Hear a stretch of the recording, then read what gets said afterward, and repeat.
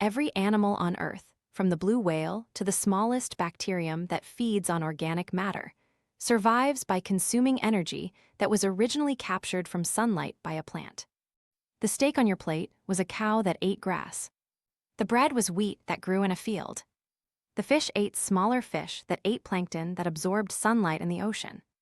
Trace any food chain back far enough, and you arrive at the same place: a green organism turning light into life. Photosynthesis is not just one biological process among many. It is the foundation upon which the entire living world is built. The process begins when sunlight strikes a leaf.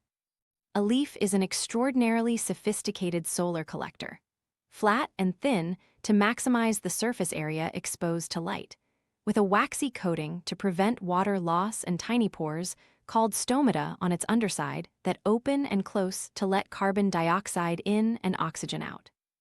Inside the leaf cells are organelles called chloroplasts, and inside each chloroplast are stacks of membrane discs called thylakoids, studded with the green pigment chlorophyll.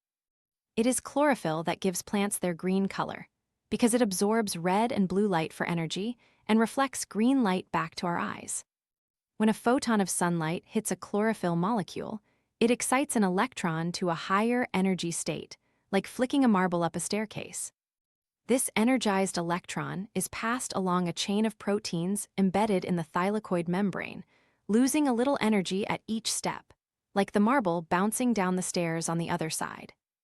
The energy released at each step is used to pump hydrogen ions across the membrane, creating a concentration gradient that drives the production of ATP, the universal energy currency of living cells. At the end of the chain, the spent electron is donated to a molecule that will carry it to the next stage of photosynthesis. The electron that was lost from chlorophyll must be replaced, and this is where one of the most remarkable chemical reactions in nature occurs.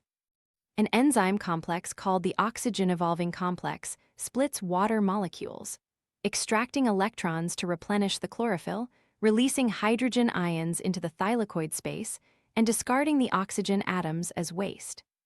This oxygen drifts out through the stomata and into the atmosphere.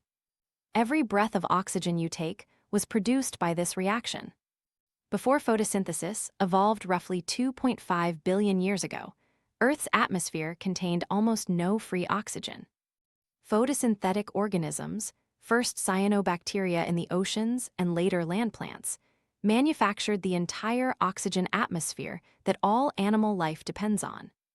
The second stage of photosynthesis, called the Calvin cycle, takes place in the fluid surrounding the thylakoids. Here, the ATP and the electron carriers produced in the light reactions power the conversion of carbon dioxide from the atmosphere into glucose, a sugar molecule containing 6 carbon atoms. The enzyme that performs this carbon fixation, called Rhu-bis-Co, is the most abundant protein on Earth, found in every green leaf, every blade of grass, and every photosynthetic organism in the ocean. It is also remarkably slow and inefficient, processing only about 3 molecules of CO2 per second, which is why plants need so much of it. The glucose produced by photosynthesis is the starting material for almost everything a plant builds.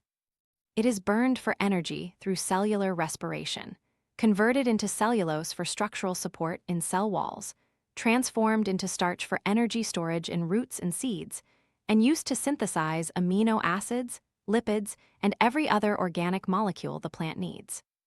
When an animal eats the plant, it breaks down these molecules and uses the stored energy for its own needs. When a predator eats that animal, the energy passes along another link in the food chain. At every step, some energy is lost as heat, which is why food chains rarely extend beyond 4 or 5 levels. Photosynthesis is also the engine of the carbon cycle that regulates Earth's climate. Plants absorb 120 billion tons of carbon from the atmosphere every year, roughly 15 times the amount that human activity emits. When plants die and decompose, most of that carbon returns to the atmosphere, but a fraction is buried in sediments and over millions of years becomes coal, oil, and natural gas. When humans burn those fossil fuels, we are releasing solar energy that was captured by ancient photosynthesis hundreds of millions of years ago. We are, in a very real sense, running our civilization on stored sunlight, and the imbalance between the rate at which we release it and the rate at which plants can recapture it is the fundamental cause of climate change.